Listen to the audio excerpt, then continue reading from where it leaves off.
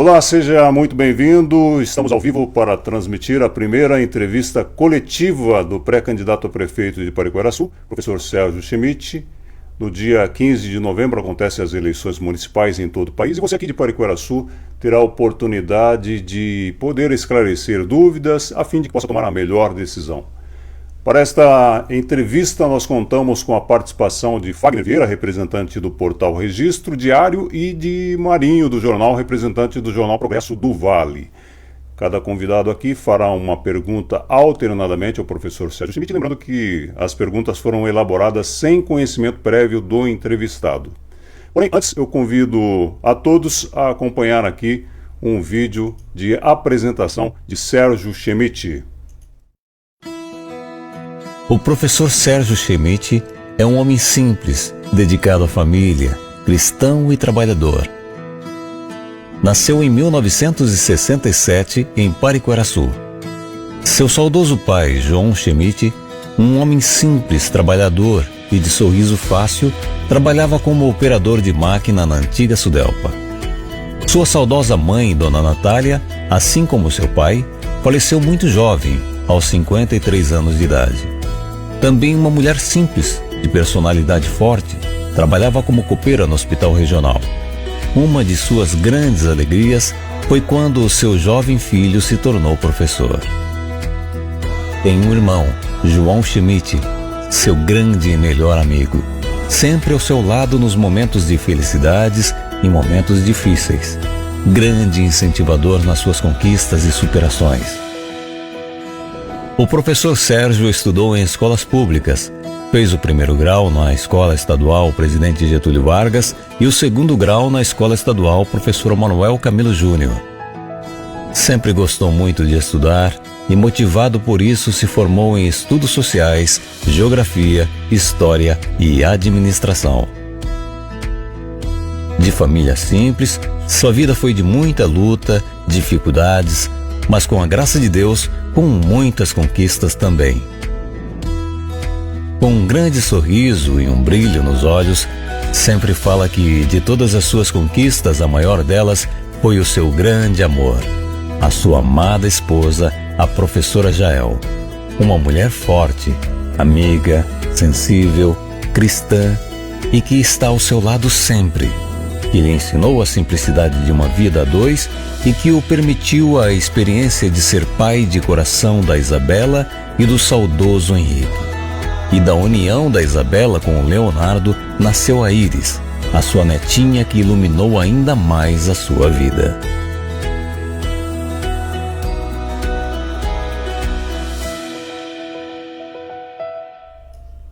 Muito bem, já estamos aqui com os nossos convidados, professor Sérgio, que é o entrevistado da noite, também o Fagner Vieira e o Marinho do jornal. Por ordem alfabética aqui a gente vai apresentar os nossos convidados.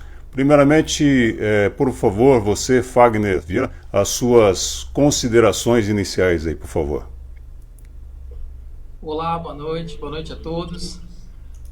Obrigado pelo convite, é um prazer estar aqui. Queria parabenizar a ideia, a iniciativa, né, pela transparência também, de deixar um debate bem aberto e bem transparente, para que a gente possa perguntar tudo. Não tem nada preparado aqui, o Sérgio não está sabendo das perguntas, e a gente quer realmente conhecer um pouco das ideias, dos projetos, saber um pouco se ele está preparado para esse novo desafio aí, que é concorrer ao pleito aí em Pariquera. E uma boa transmissão a todos. Muito bem, agradecemos a você uma vez mais, Fagner.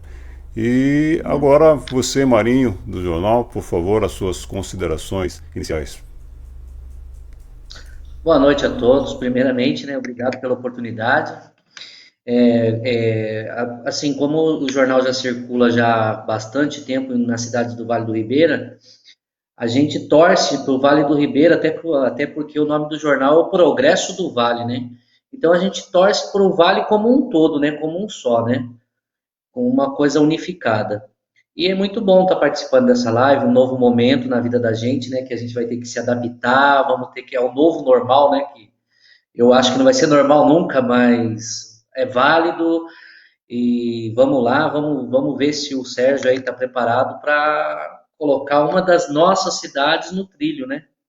Tá bom? Muito obrigado a todos. Muito bem. E agora, por favor, nosso entrevistado da noite, professor Sérgio Schmidt, as suas considerações iniciais também.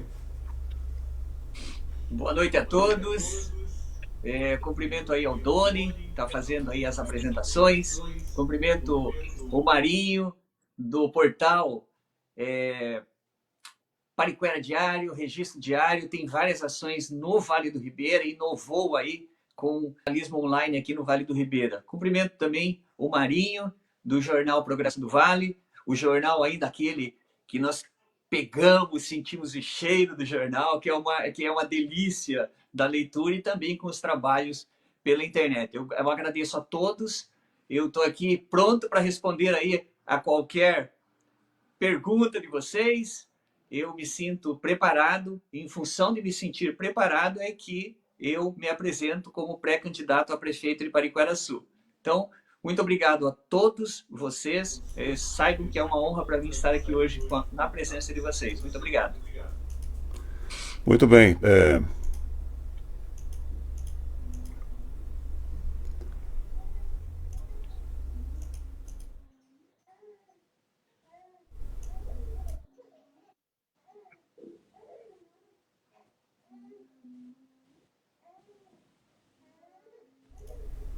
Acho que deu uma travada no Doni aí.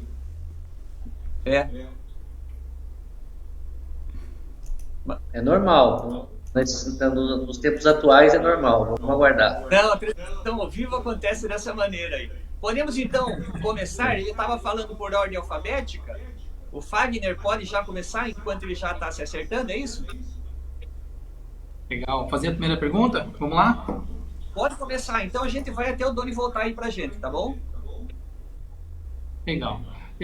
Professor Sérgio, estamos aí em momentos de pandemia. É um negócio um acontecimento que não é previsível, mas ele chegou para todo mundo. Isso é um acontecimento mundial, afetou todo mundo, as cidades grandes, as cidades pequenas, e mostrou um pouco da fragilidade da saúde, né, em vários locais no Brasil todo, e aqui no Vale não seria diferente. Oi, Doni voltou. Na área da saúde, alguma ação específica para esse pós-pandemia? A gente poderia se avalia que a gente deveria estar mais preparado para esse momento? Tinha coisas que a gente poderia ter evitado, ter feito, tem coisas que daria para a gente fazer, para a gente ter enfrentado esse momento de pandemia assim de forma um pouco mais amena e não tão crítica, como a gente está indo para 6 meses de pandemia, aqui o Vale do Ribeira subindo de fase, descendo de fase, alternando, isso acarretando vários problemas, né, econômicos aqui para a região também. Mas especificamente para a área da saúde, a gente teria como ter se preparado ou ter feito alguma coisa na base para que quando chegasse um momento crítico desse, a gente poderia ter enfrentado de forma diferente? Olha, vamos partir. Essa pergunta vai na área de saúde, mas ela se encaminha para diferentes caminhos, né? Então vamos lá. Primeiro lugar, a pandemia, e esse vírus especificamente, pegou o mundo de surpresa. Todos os países do mundo, pouquíssimos estavam preparados para isso. Eu lembro da minha primeira live que eu fiz, eu falei que a única certeza que se tinha era que não sabia quanto tempo ia durar, qual era a gravidade, quantas pessoas morreriam. E hoje, ainda depois de 6 meses, são muitas as incertezas. Nunca o mundo se mobilizou tanto para desenvolver uma vacina. Existe uma corrida para isso. A medicina evoluiu muito. Então, vamos para os fatores positivos. Por mais que nós pensamos que não exista isso, claro que o preço das mortes nada justifica. Mas a medicina evoluiu. As comunicações evoluíram, a maneira das pessoas se comunicarem, professores, alunos, médicos, a comunidade em geral, utilizando novas ferramentas de comunicação, de tecnologia, isso evoluiu em todos os lugares, principalmente em locais com menos desenvolvimento, como é o Vale do Ribeira. Agora, quando nós pensamos também em soluções, nós temos que analisar de duas maneiras. O Brasil, ele está sofrendo, assim como países desenvolvidos na Europa, os Estados Unidos está sofrendo muito com isso ainda também, e a consequência da crise sanitária provocada pelo coronavírus é uma profunda crise econômica. E um município pequeno, igual Pariquera, está sentindo muito isso. Porque nós somos uma cidade onde a maior parte dos empregos são gerados na prestação de serviços. O setor terciário. O setor primário, a agricultura, consegue se administrar a continuidade da produção por ter uma aglomeração menor. O setor secundário da transformação, indústrias, não é tão grande no nosso município. O setor terciário, que é o comércio, a prestação de serviços de uma maneira geral, foi o que foi mais atingido, porque tiveram muito tempo para ficar fechado. Ainda assim, o setor primário, que é basicamente da agricultura aqui no nosso município, também sofreu, porque quando você consegue produzir, mas não tem quem compra, porque o setor terciário lá está fechado, então é um ciclo que faz com que a economia toda fique abalada por isso. E, além disso, o grande problema é a perda de empregos, a perda de fontes de rendas. Isso também gera uma consequência muito grande, porque ainda que exista um auxílio emergencial por parte do governo, mas a autoestima baixa, porque não pode trabalhar, não pode comercializar os seus produtos, afeta a vida de todo mundo. Então, é um ciclo que Pariquera tem sofrido, principalmente no setor terciário de prestação de serviços. Os únicos países que tiveram índices mais baixos são aqueles países que têm, por cultura e por educação, a questão da saúde. Por exemplo, um país mais famoso da guerra do Vietnã, destruído pela guerra, um país que tem um nível de morte baixíssimo, baixíssimo, por questões culturais de lavar os alimentos, lavar muito as mãos. O Japão também tem todos esses hábitos que, infelizmente, os brasileiros não têm. Então, a consequência é grave e ainda tem um longo caminho a ser percorrido. Muito bem, eu vou pedir desculpa primeiramente porque tivemos um probleminha técnico no início da transmissão. Eu vou pedir para que o Fagner e o Marinho se intercalem aí neste primeiro bloco com relação às perguntas. Tudo bem? Com você então, Marinho. Perfeito. Eu, da área da saúde, né, eu queria perguntar para o Sérgio, da área da saúde, pulando para uma outra questão, sabe, que é o urbanismo, né, porque eu não sou de Pariquera, logicamente eu tenho que passar aí continuamente, porque a gente vai muito a Registro, vai em outras localidades, é uma cidade que a gente tem que passar.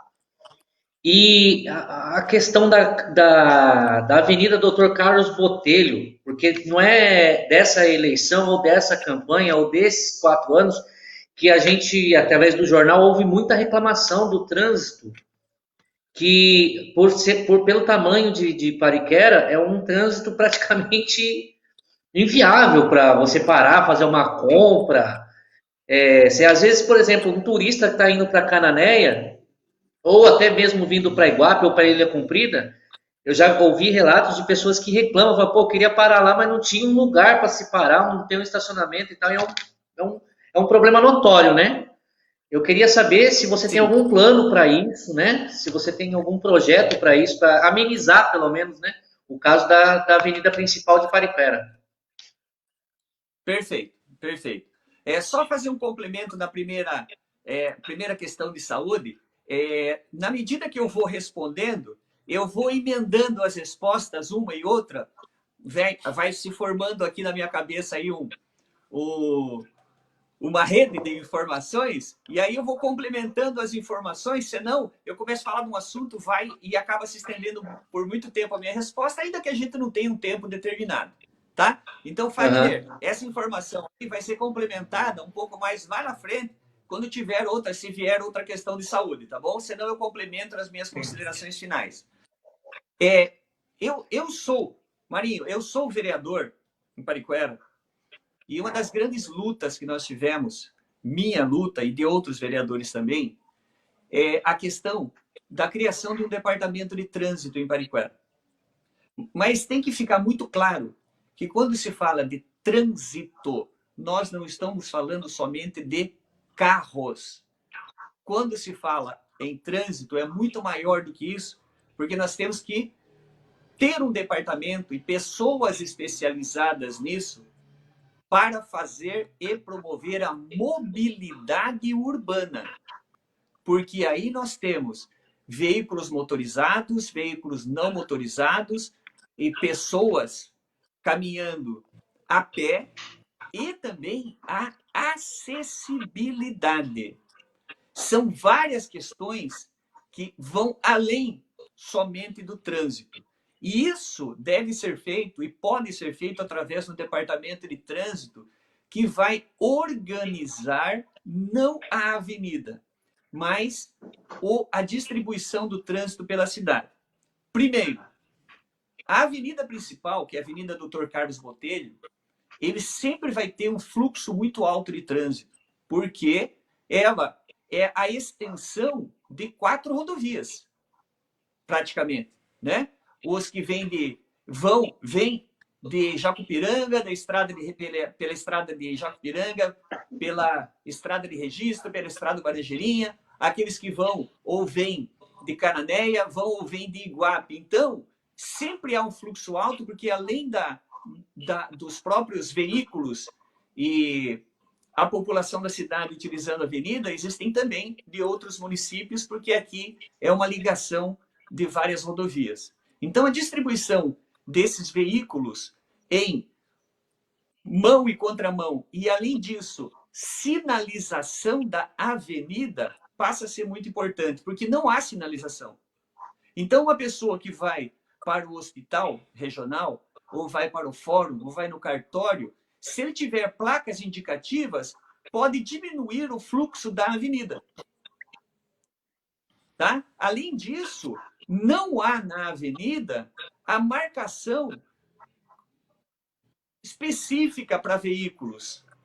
Então, não adianta só organizar o trânsito da avenida. Pensar em Pariquera, em trânsito e pensar em avenida. Então, tem que ter uma distribuição, um planejamento, e quem faz esse planejamento é um departamento de obras que estará no meu plano de governo. Tá? Então,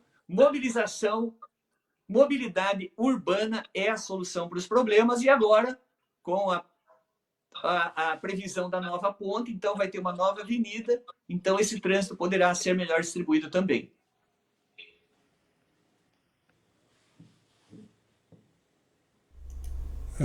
Por favor, Fagner. Vamos lá. Sérgio, só um complemento. A primeira pergunta. Se vocês quiserem complementar na sequência do que eu falo, perguntar mais, é isso que eu estava pensando, porque aí a gente dá uma réplica rapidinho, entendeu? Que aí não fica vago. Fique à vontade. Sim. Fique à vontade. Parabéns, né, parabéns pela resposta. E até então eu não estava sabendo porque vai ter uma nova ponte. Onde será essa ponte? Vai passar, se você está indo para facilitar, quem não conhece a cidade, se você está indo sentido Pariquera Registro, ao lado direito da ponte de entrada da cidade. Tem uma avenida que vai ser a extensão dessa avenida, tá? Perfeito, muito obrigado. Vamos lá? Vai lá, Fagner. Vamos lá. Professor Sérgio, a gente falou sobre saúde na primeira pergunta. Eu queria dar uma reforçada na questão, se na sua visão, claro que, como eu disse, aquele evento da pandemia é uma coisa imprevisível, mas se no seu modo de ver, existe alguma coisa a nível municipal, né, no que cabe ao poder municipal, alguma coisa que possa ser feito, que deveria ter sido feito, que está no seu planejamento executar, para que em casos, né, de saúde isso possa ser amenizado, esse impacto todo. Para você complementar essa questão da saúde, na sequência eu já queria entrar nessa questão aí do desenvolvimento econômico, que tem tudo a ver com o momento atual também. E já, como você falou, está ligado, diretamente ligado com o que a gente vive hoje. Né? A gente está saindo dessa fase, se Deus quiser, até o final do ano a gente está retomando nossas atividades quase que normalmente. Só que o saldo dessa pandemia é uma crise econômica grave, muitos negócios fechados, muitas pessoas desempregadas. Qual saída, né, para essa questão econômica? Como isso já era um problema antes da pandemia, a geração de empregos, né, o desenvolvimento econômico já era uma demanda do nosso vale, mas agora com esse agravo aí da pandemia, como a gente fortalecer isso, como deixar isso mais acelerado para que a gente consiga recuperar negócio, para que a gente consiga realmente voltar ao crescimento no nosso Ribeira e especificamente aí na cidade de Pariquera. Bom, complementando então a parte de saúde, vou deixar claro aqui que uma coisa que todos perceberam. Primeiro, temos que fazer uma divisão de responsabilidades. A população, ainda que exista a necessidade de sair, tem que trabalhar, tem que sobreviver. Isso é um fato. Não tem como evitar isso. Se não puder ficar em casa, saia, mas se cuide. E o que nós vemos são abusos da própria população. Não adianta eu vir aqui e culpar somente a prefeitura, porque a população também tem responsabilidade a partir do momento que ela não está se cuidando. A gente vê barbaridades aí na rua, né? As pessoas se aglomerando sem necessidade. E quanto mais o tempo passa, mais as pessoas ficam vulneráveis, porque perdem o medo. E isso é o pior de tudo. Perder o respeito, perder o medo por uma doença que pode matar. E ela só vai sentir isso, e as pessoas começaram a sentir quando pessoas começaram a morrer aqui. Enquanto morre mais de 100 mil pessoas no Brasil, e pessoas distantes, são somente números. Quando morrem pessoas da nossa família, aí a doença passa a ser grave para aqueles que não a respeitam. Então, temos que dividir responsabilidades. Em relação à prefeitura aqui, fez várias ações, mas demorou muito para reagir. Os decretos saíram confusos, teve decretos... Eu fiz muitas lives específicas sobre isso, tá? E alguns decretos, eles esperaram talvez quase 20 dias a uma ação do governo, e ficou 20 dias sem ação nenhuma. Carro de som passou na rua durante, 2 meses com a mesma fala. Quem que presta atenção? Quem que presta atenção naquilo que sabe? Tem que conscientizar, tem que agir. Faltou mais fiscalização, porque o número de fiscais na prefeitura é muito baixo, não houve contratações emergenciais. Então, as responsabilidades têm que ser divididas. E a fiscalização, uma atuação enérgica, poderia ter feito com que o quadro tivesse sido amenizado, melhorado, com menos impacto na nossa população.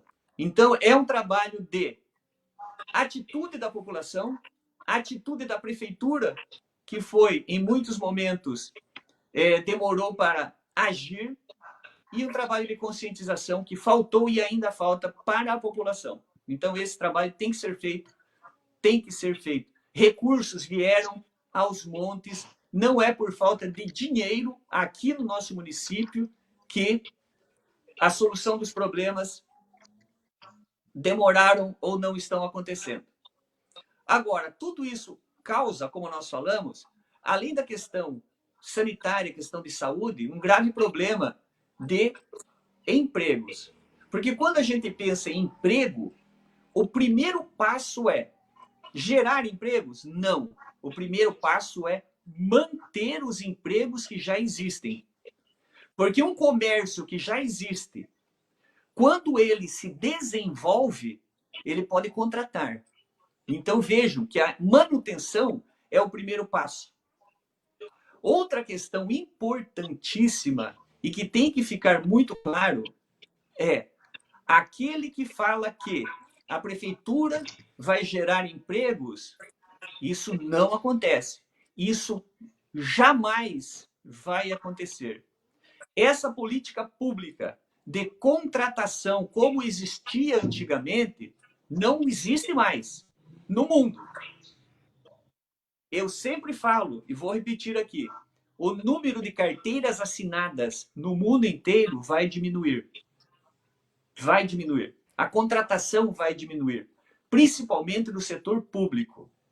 Então, a solução para a geração de emprego é a prefeitura, ela não vai contratar, mas ela tem que adotar políticas públicas para abrir possibilidades para o setor privado contratar.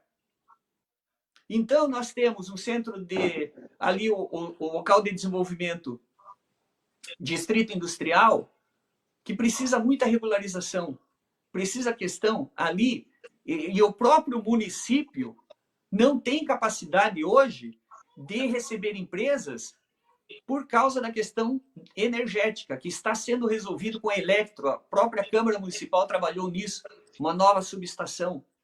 A questão do distrito industrial, em relação ao próprio saneamento, a esgoto e rede de água. Então, nós temos uma parte de legislação para ser resolvido lá e partes de infraestrutura no distrito industrial. Outra questão também é ficar antenado com as políticas públicas do governo federal e do governo estadual. O governo do estado tem um programa extraordinário, que é o município se cadastra, mostra a sua localização, o seu potencial, a disponibilização de áreas que empresas podem vir, e as empresas entram nesse sistema e vão olhar, olha, aqui existe uma condição boa.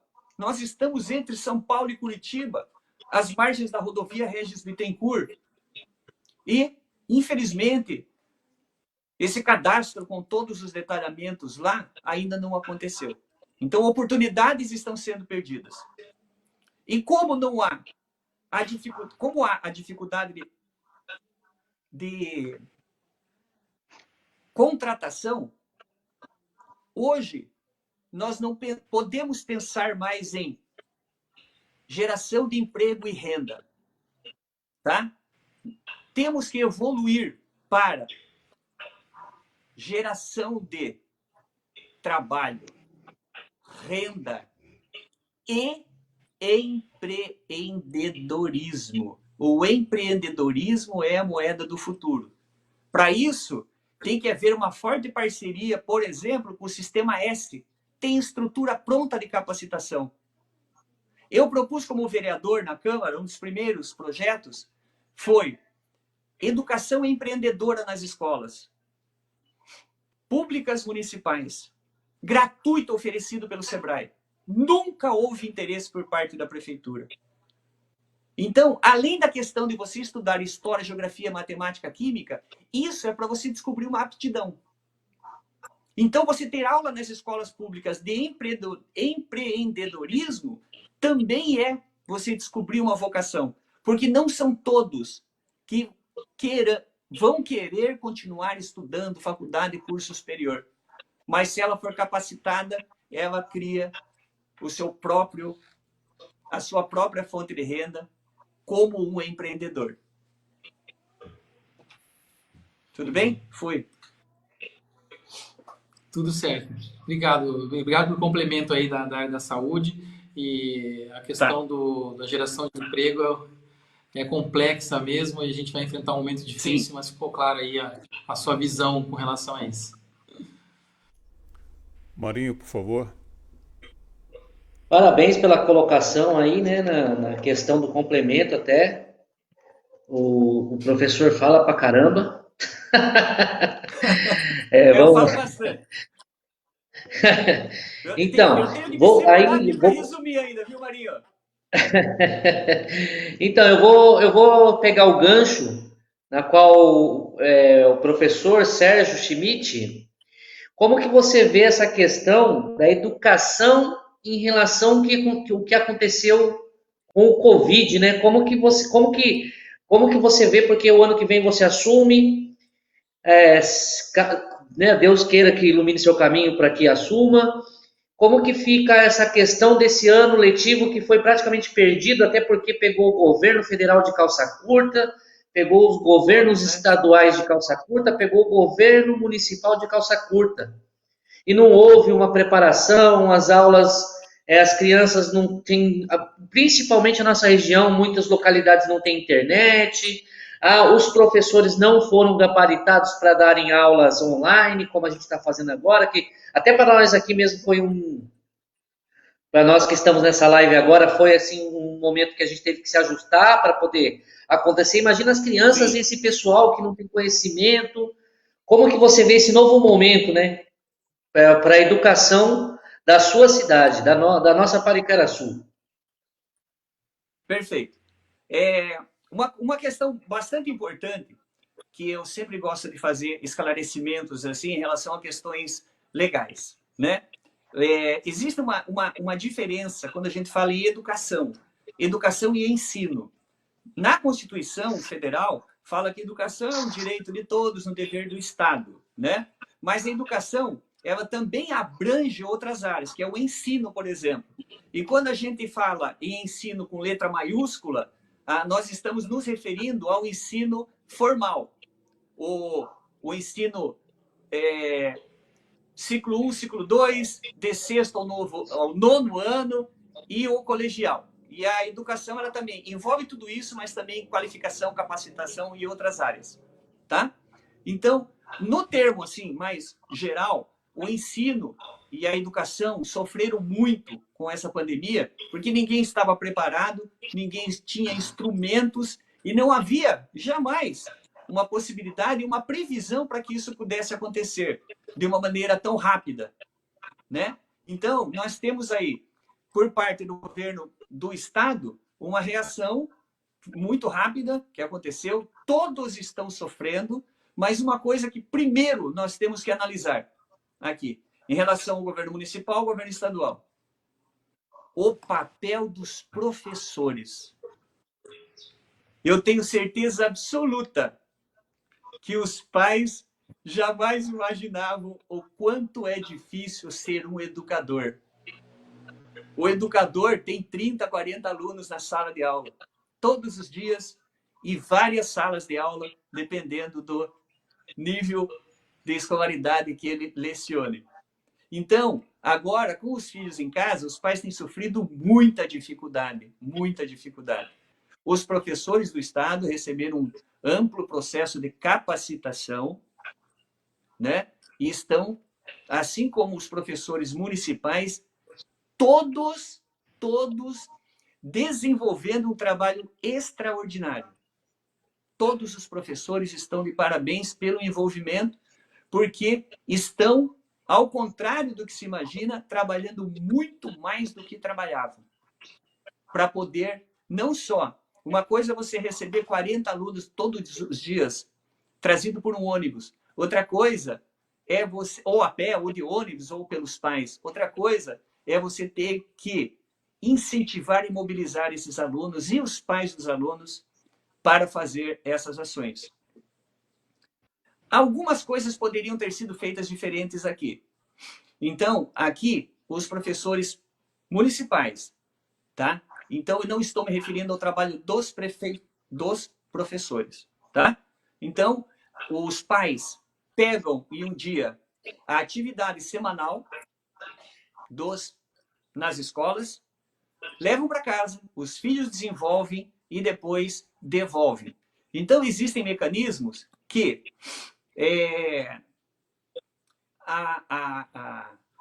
de comunicação, uso de tecnologia, o WhatsApp tem sido um papel tem feito um papel extraordinário. Um programa gratuito da Google, que é o Classroom, é um negócio extraordinário que ninguém, entre aspas, conhecia e que os professores vão querer utilizar para sempre. Mas algumas ações poderiam ter sido adotadas de forma mais eficiente. Como houve muitos recursos para cá, para o município, poderiam ser alguns aplicados de uma forma simples, que iria ajudar muito. Porque quando nós estamos em estado de calamidade pública, como nós estamos, há dispensa de licitação. Tá? Então, existe uma diferença. Estado de emergência, quando a prefeitura decreta estado de emergência, significa que está numa situação especial, mas que o próprio município consegue resolver. A situação de calamidade, como nós vivemos hoje no Vale do Ribeira, é uma situação grave, onde o município, por conta própria, não consegue resolver, precisa ajuda do Estado ou do governo federal. Nós estamos em calamidade. Então, foi recebido recurso. Então, uma das questões simples que poderia ter sido ajudada é alunos carentes, com mais que não têm acesso à internet. Claro que muitos moram no sítio também, não conseguem ter acesso à internet. Eles poderiam ter recebido um chip. A prefeitura teve 6 meses e poderia ter recebido isso. Um chip, por exemplo, com uso ilimitado para o WhatsApp. Quanto não resolveria a vida de quantas pessoas aqui dentro do nosso município, de uma cidade carente. Esse é só um exemplo. A retomada, agora, ela tem que ser gradativa, não há como fugir disso. Ele não é um ano perdido, porque muitas coisas novas foram aprendidas, mas não como com a presença do aluno e do professor em sala de aula. Muito obrigado pela resposta. Wagner, joga lá. Vamos metralhar esse homem. Certo. Pode apertar aí, pode apertar. O momento atual e o momento que os prefeitos vão assumir as prefeituras, né, muitos aí com orçamentos estourados, os cofres, né, municipais, estaduais, federais, todos bagunçados. Então, o que a gente vai, acredito muito que o leitor e o nosso eleitor vai esperar dos próximos governantes aí, são excelência em gestão. Né? Uma excelente gestão é o que vai diferenciar aí os municípios de saírem da crise ou continuarem em crise. Eu queria saber nesse quesito de gestão, né? Como o senhor está preparado, como o senhor se sente. Tem algumas ideias que você pode nos sugerir aí ou abrir que vão estar inclusas ou não no seu plano de governo? Como que está a parte assim, de gestão? O que o público pode esperar do professor Sérgio Schmidt aí no quesito de gestão? Bom, em primeiro lugar, eu tenho 4 faculdades, eu sou formado em Estudos Sociais, Geografia, História, Administração, com especialização em Terceiro Setor, em Desenvolvimento Comunitário. Tá? Agora, eu também costumo dizer, quando eu fui eleito vereador, eu falei já logo no começo, quando a gente se torna vereador, você tem que estudar meio ambiente, educação, saúde, porque você tem que saber um pouquinho de cada coisa. Isso não significa que você vai virou vereador, você toma uma pílula e vai saber de tudo, pode dar opinião sobre tudo. Não, tem que estudar. Estudar é o caminho. Se você é comerciante, empreendedor, se você é um pintor, eletricista, médico, estudar sempre, sempre. E existem algumas questões que podem e devem ser implementadas. Por quê? Existe uma diferença de governo e governança. Deve ser criado um sistema de governança com funções específicas. Porque não dá para pegar um departamento de educação e se tem um problema numa torneira, o diretor de educação tem que ficar correndo atrás de vazamento de torneira. Não, tem que ter cada um na sua área de especialidade, tem que ter o que se chama um organograma de funções e cada um dentro do seu departamento tem que ter funções determinadas. Todos envolvidos, mas com funções determinadas. Porque quando você assume muitas obrigações que não são suas, certamente as suas obrigações elas passam a ser feitas de forma limitada. Então, entre as questões organizar cada setor. Cada setor deve ser organizado com um sistema de controle e de responsabilidades, de forma simples. Eliminar o papel. Porque hoje, se você pegar, por exemplo, existe um programa do governo do estado que é papel zero, e esse programa já está disponibilizado na Prodesp, por exemplo, que onde tem o desenvolvimento de tecnologias do governo do estado e pode ser utilizado. Então, as comunicações por meios eletrônicos, digitais, torna eficiente, torna rápido e mantém a legalidade de todo o processo. Além disso, uma inovação que eu pretendo fazer, nós vamos falar muito mais em plano de governo, que também está sendo construído com discussão em amplos setores aqui, é a criação de um departamento de desenvolvimento social e inovação. Tá? E quando a gente fala em inovação, não é só inovação de tecnologia, você ter o computador mais moderno. Não. Sistemas de produção mais eficientes em todas as áreas. Então, esse departamento de desenvolvimento e inovação, ele vai ser um elo de ligação, ele vai fazer o que se chama de interface entre todos os departamentos da prefeitura, aperfeiçoando tudo. E contribuindo na geração de emprego e renda e aumentando a eficiência daqueles que já produzem, tanto produção de bens quanto de serviços. Legal, obrigado, Sérgio. Eu já vou, assim, num ponto que, como eu havia dito na minha pergunta, na primeira pergunta, que como a gente acompanha já a política do Vale do Ribeira há algum tempo, inclusive a de Pariquera-Sul, tem alguns problemas que acho que vão fazer, acho que 3 gestões ou 2, salvo engano, como, por exemplo, a Casa de Pedra.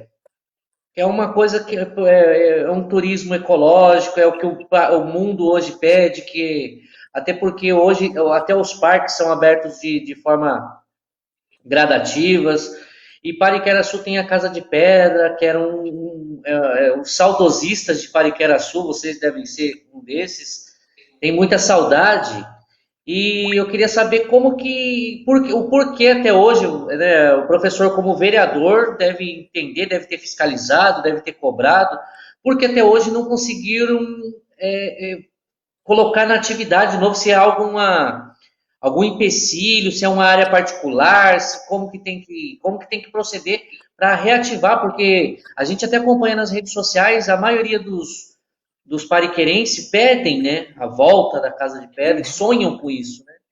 Como que a sua gestão, como que o senhor pode fazer para resolver essa questão, né? Eu já vou emendar tudo numa pergunta só, também, sobre o centro de eventos, que é um buraco, eu já fui até fazer matéria lá, que até quer ver? Depois eu vou me lembrar o deputado, prometeu verba para fechar aquela valeta que está lá, através do meu amigo Mauro Trianoski, que é muito meu amigo, tal, ele conseguiu uma verba. Isso, Nelson Marqueselli. Isso, Nelson Marqueselli conseguiu até uma verba, e até hoje aquele buraco lá está aberto, mesmo que não possa ter a Festa das Nações, por causa da pandemia, mas esse problema já se arrasta bem antes da festa da pandemia. E em relação à Festa das Nações, era uma festa que todo o Vale do Ribeira se reunia para poder prestigiar, que era muito linda, né? E nessas questões que envolvem o turismo. E o pariquerense sente saudade dessa época, entendeu? E eu queria saber da sua gestão como que vai proceder para poder, né, reativar essas coisas que são da raiz de Pariquera, né? Tanto o recinto, uma empresa começou a fazer a reforma, quebrou, não conseguiu terminar, ficou o negócio sem terminar, questão judicial, junto ao governo do estado, e situação semelhante também ocorreu na Casa de Pedra. Então, o que acontece?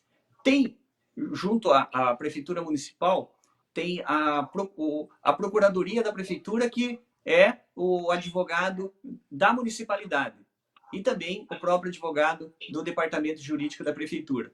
Então, essa virou uma questão judicial, né? E tem que se entrar com ação junto ao Estado para que isso não fique desta maneira como está. Tem que ser retomadas as obras, tem que ser retomado as ações dentro.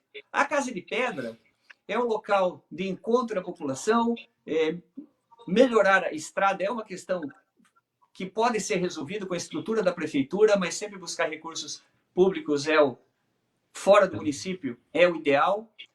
O local é um ponto de encontro, além de ser um ponto turístico, um ponto de encontro para ações de prática de esportes, convívio familiar, convivência, pode ser um local também para aqueles que gostam de bicicleta, de pedalar, cavalgada, enfim. É um local que pode ser um atrativo muito grande para a comunidade em si, né? Porque tendo ações, as pessoas irão até lá. O centro de eventos é uma pena muito grande. A questão está sendo subutilizado e está sendo deteriorado. Aquilo que foi reformado já está se perdendo. Então, são ações importantes que devem e têm que acontecer dentro do município.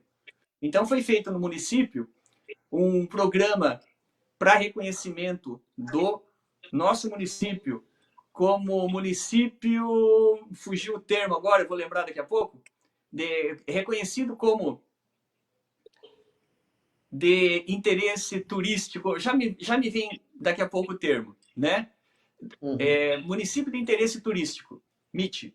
Só que até hoje não saiu resultado nenhum, contrataram uma empresa a um preço alto para assessorar e teve muitos problemas e até agora não conseguiram. Nenhuma festa aconteceu, a não ser uma festa do peão que foi muito criticada dentro do município pelos próprios cavaleiros também, muitos cavaleiros. Agora, eu tenho bastante experiência nisso e eu posso falar em eventos de grande porte, tá?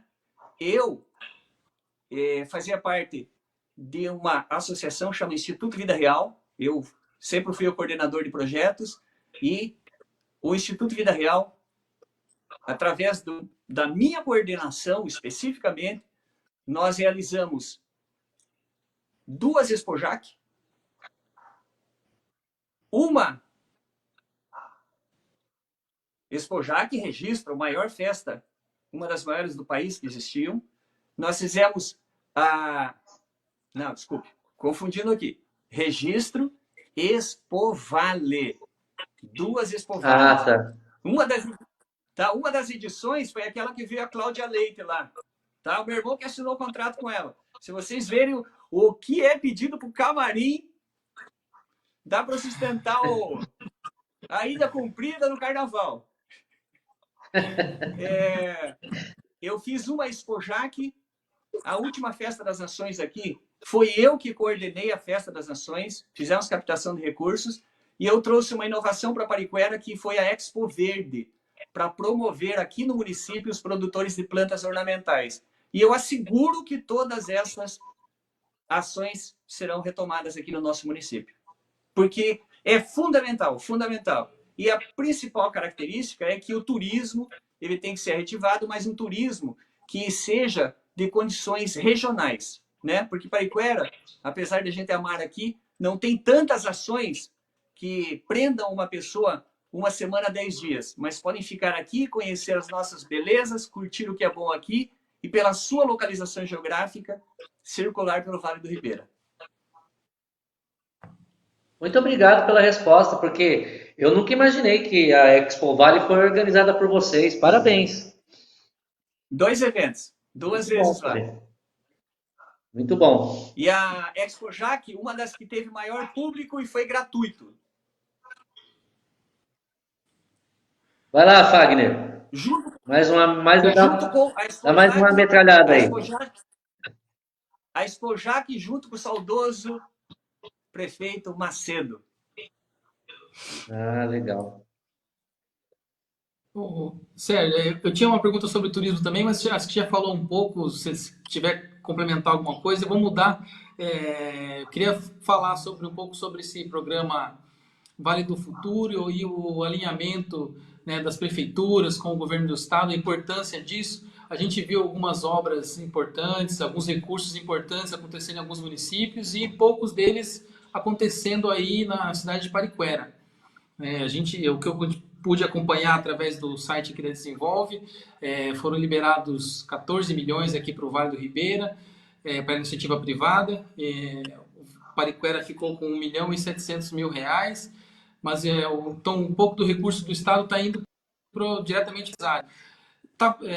Tem algum alinhamento que precisa ser feito entre prefeitura e governo estadual, governo federal, rendo? Você acha que qual a importância disso para que consiga vir recursos, para que as coisas comecem a andar no município? Bom, é uma pergunta bastante importante.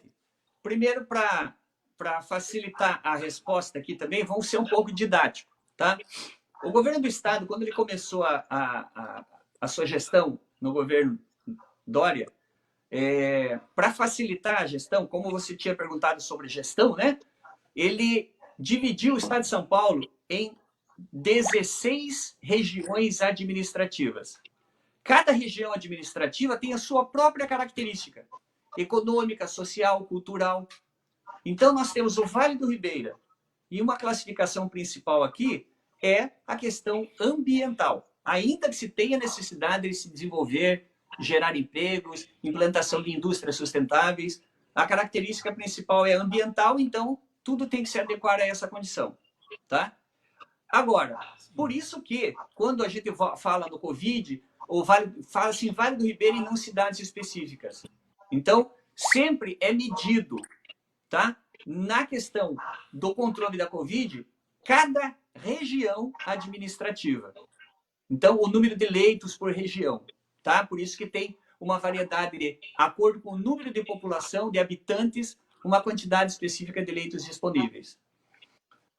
Vamos lá. Para o Vale do Futuro, existe uma questão que é promover o desenvolvimento da região mais atrasada do estado de São Paulo. Não é a região mais pobre, miserável, o Vale da Miséria, não é isso mais. Já foi um dia, hoje não é mais. Mas ainda assim é menos desenvolvida. Então, o que foi feito? A primeira coisa que é muito importante saber é que houve a participação ativa dos municípios na criação de um planejamento estratégico. O que se pretende para o Vale do Ribeira nas mais diferentes áreas? Tá? O Codivar teve uma participação extraordinária através de uma câmara temática e um grande idealizador ali desse planejamento foi o Décio Ventura. Tá? Então, fez-se esse planejamento estratégico e o Vale do Futuro foi elaborado em cima desse planejamento de acordo com as necessidades levantadas no Vale do Ribeira. Então é importante saber que ele não é um projeto que veio de cima para baixo, tá? Mas sim houve um amplo processo de discussão. Agora, quando a gente pensa, por exemplo, no Vale do Futuro, então nós não podemos pensar simplesmente ações de Pariquera-Sul. Tem que pensar também, lembra que eu falei sobre empreendedorismo? Então, existem muitas plataformas do governo do estado que estão disponíveis para todos os municípios. Então, frentes de trabalho foram criadas para todos os municípios. Óbvio que aquilo que se pretendia implantar com uma rapidez maior, porque envolve investimentos públicos e privados, não aconteceu porque também foi atingido pela pandemia. Mas o projeto, o Vale do Futuro, ele continua, sim. Investimentos privados que viriam para cá, que são mais de 10 bilhões aí em 10, 20 anos, eles também foram reduzidos porque as empresas elas recuaram por causa da pandemia.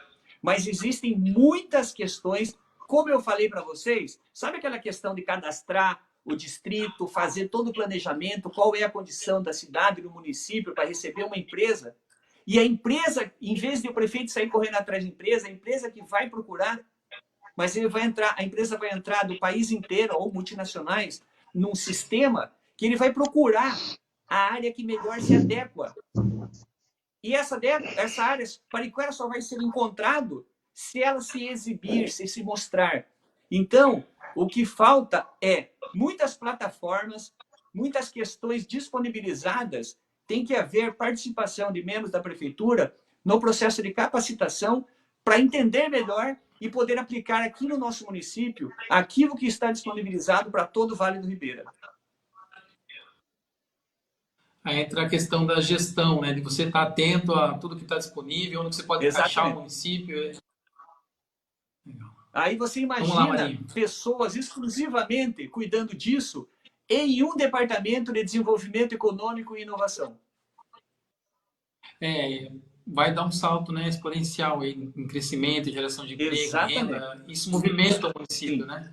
Mas só está alguém olhando para aquilo ali. Exatamente. Legal, obrigado. Porque se você pegar papel, sabe quando está ventando e passa papel, assim, um monte de nota de R$1, você tenta pegar uma, não consegue pegar nada. Quando você quer pegar tudo, não pega nada, né? Isso aí. Então, eu já vou para uma outra questão que é muito importante, acho que em várias cidades do Vale do Ribeira é uma questão muito importante, que é um pessoal sofrido, é um pessoal batalhador, não tem medo de trabalhar, são os agricultores. Como você vê hoje essa questão, como está hoje, o que você analisou para você se engajar nessa nova empreitada, e o que você tem aí para esse povo aí, que ele... tanto é que no momento que nós éramos taxados como o Vale da Fome, o Vale da Pobreza, eu sempre discordei disso, porque as maiores riquezas eu acho que está aqui, né? Mas, no meu ver, esse pessoal nunca marejou, nunca fraquejou, nunca esmoreceu em relação à agricultura. E o que você pode somar para essas pessoas? Perfeito. A questão agrícola é uma questão importantíssima. E pensar que, assim, Pariquera não tem grandes extensões de produção agrícola. Segundo, basicamente, a produção é feita em agricultura familiar. Então, essa organização da agricultura familiar passa a ser muito importante. Nós temos aqui em Pariquera uma associação da agricultura familiar de Pariquera-Sul. Na época que foi criado, eu fiz a elaboração de toda a documentação, eles fazem um trabalho muito importante. Então, dentro dessas associações, dentro dessas entidades, deve haver parcerias para que se tenha capacitação. A capacitação é o segredo para tudo, tá?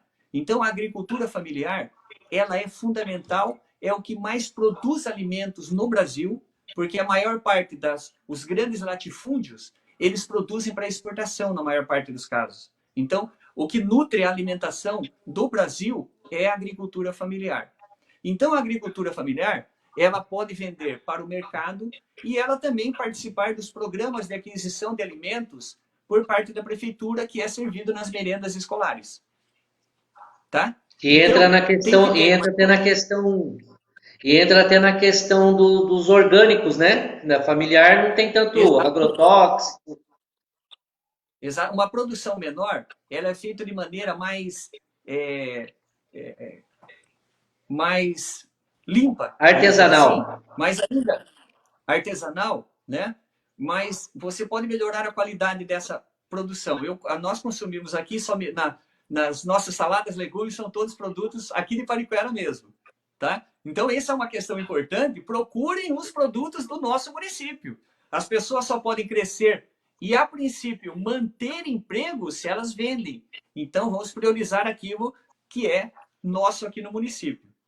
E eu vou falar, ontem, eu fui até o Cacauaçu aqui, e eu estava conversando lá com o Ronaldo. Ele é técnico em raio-x, mas apaixonado por criação de peixe, ele já fez uma vez e quer continuar fazendo. Tá? Então, uma questão importante que eu conversando com ele, acompanhar essas questões de novas tecnologias. E quando eu falo de tecnologia, eu estou falando de inovação. Lembra aquilo que eu falei no começo? O termo inovação não é só uma alta tecnologia, produção mecanizada. Não, inovação é produzir mais no menor espaço. Por exemplo, com técnicas simples de aplicação para essa produção. E na agricultura familiar, ou então em outras áreas do empreendedorismo, porque um agricultor é um empreendedor. Hoje existe um sistema que se chama empreendedorismo 4.0. Estará no plano de governo e nós vamos falar muito mais sobre isso. Então, exige no 4.0, por exemplo, ele tem diferentes produções no mesmo local. Então, por exemplo, numa criação de peixe, a água que escorre, ela pode irrigar uma horta, né?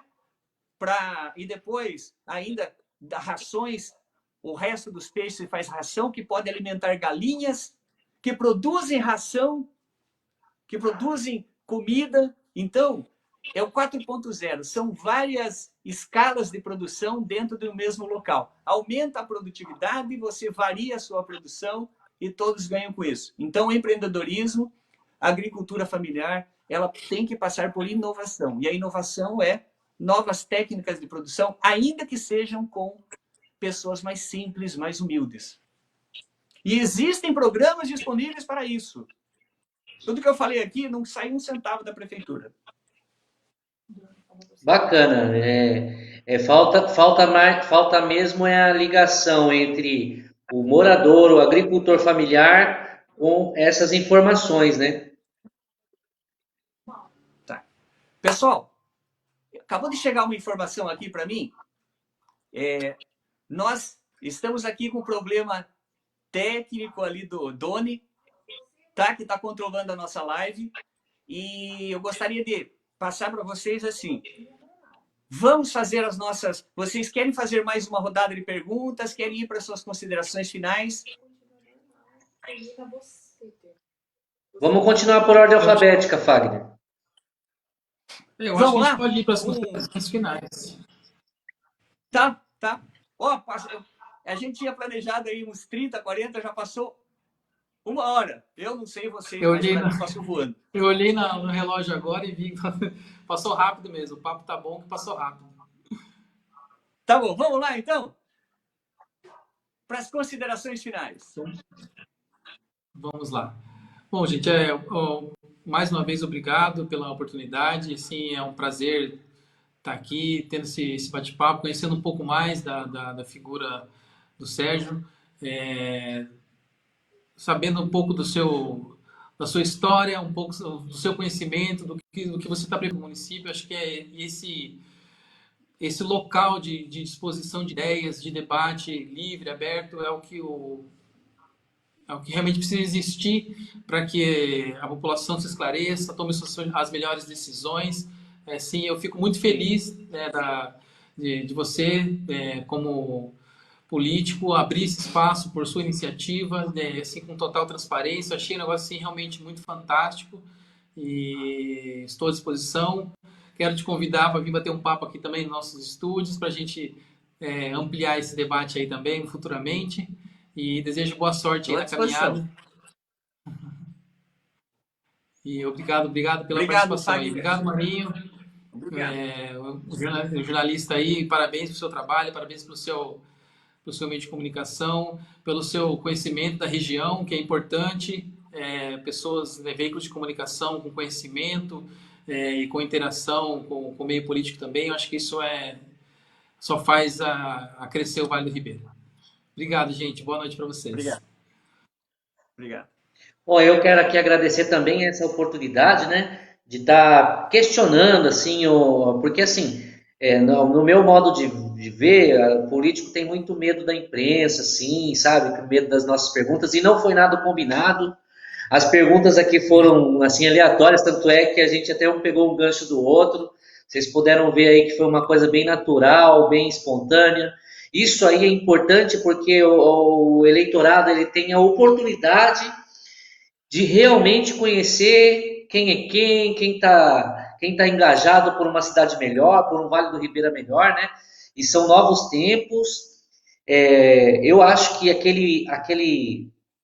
aquela barreira que o brasileiro tem, que só tem gente ruim na política, é em verdade. Isso aí você tem que se aproximar mais dos seus políticos, dos seus candidatos. Eu acho super importante, até você sabe que males que vêm para o bem, né? A gente tem que ver o lado bom das coisas. Com essa pandemia acabou a farra do churrasquinho, acabou a farra do toma lá da cá, acabou aquela promessa, aquela troca de cargos. Então é o corpo a corpo. Vocês vão ter que entrar na casa dos eleitores dessa forma, explicando quem são, quais são as intenções. E o meu veículo de comunicação vai estar sempre aberto para essas pessoas que realmente estão engajados em não em benefício próprio, né, em benefício de grupo A ou grupo B, tá? Porque existe ainda aquela estigma de que eu ganhei, eu vou ajudar o bairro que eu tive mais voto. Não, as pessoas, ao nosso ver, ela se elege, mesmo que ela tenha pouco voto naquele bairro ou naquela comunidade, ela tem que trabalhar pela cidade como um todo, independentemente de grupo político. Isso aí que é crescimento, isso aí eu vi na pessoa do professor Sérgio Schmidt. Parabéns, e o meu jornal está à sua disposição. Parabéns, Doni, pela organização do evento. Parabéns, Fagner, por ser tão esclarecido nas palavras. Tamo junto. Obrigado. Eu que agradeço. Eu queria fazer um parênteses também. Pô, fica à vontade. E ficou faltando dar os parabéns aí para sua equipe técnica, viu, Sérgio? Parabéns pela estrutura. Assim, além da gente ter conhecimento técnico das coisas, entender de política, entender de gestão, de economia, é uma coisa ampla ser ter um cargo no município. Mas, assim, deixa a gente um pouco mais tranquilo que a interação com a tecnologia é importante demais hoje, demais, para que as coisas avancem na velocidade que elas precisam avançar. E isso deu para perceber com a sua equipe aí. Parabéns. Muito obrigado, Fagner. Obrigado, Marinho. Aqui, para que isso acontecesse, houve nós não simplesmente ligamos o celular e começamos, teve aí um planejamento técnico para tudo isso. Ontem tivemos um problema técnico, mas continuamos hoje. Eu me sinto honrado de vocês participarem. Cada assunto que eu falei aqui é horas e horas de discussão, e eu espero ter passado um pouco de conhecimento, um pouco dos meus sonhos, das minhas ansiedades para vocês. Eu fico muito feliz sempre, e falei sempre para eles que não quero combinar perguntas, porque são pessoas extremamente qualificadas, respeitadas. Jamais seria feita uma proposta desta. Pelo contrário, Deus é testemunha, o que eu falei foi: me apertem, cobrem, comentem, tentem sugar o máximo de mim. E eu agradeço, espero ter contribuído de alguma maneira com o meu conhecimento e estou à disposição. Vamos fazer outras sequências e sobre cada ponto desse eu vou fazer lives exclusivas. Hoje teve menos interação com o público por ser uma entrevista, eu, o entrevistado, mas aqueles que estão nos assistindo, eu peço, por favor, compartilhem essa live.